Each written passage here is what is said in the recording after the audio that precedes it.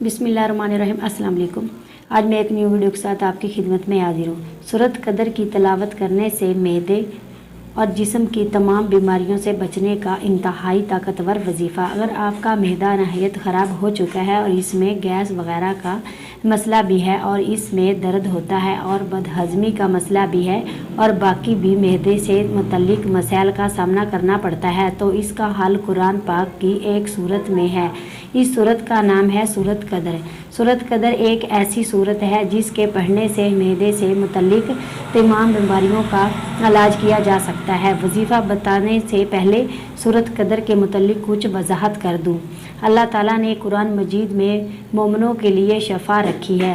हज़रत अली रज़ी अल्लाह अन्हु की खिदमत में एक शख्स आया और अर्ज़ करने लगा, या अली रज़ी अल्लाह अन्हु, शब कदर की फजीलत क्या है? तो आपने फरमाया, ए शख्स, मैंने अल्लाह ताला के रसूल सल्लल्लाहु अलैहि वसल्लम से सुना कि उन्होंने फरमाया, या अल्लाह, मेरी उम्मत के लिए चंद रातें ऐसी रख जिन रातों में अगर वो एक सजदा करेंगे तो उन्हें 1000 सजदों का सवाब मिलेगा।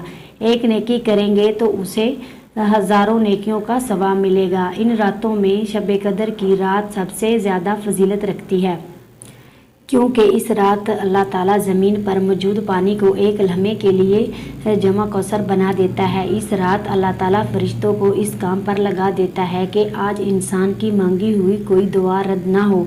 इस वजह से ये लैलतुल कदर कहलाती है।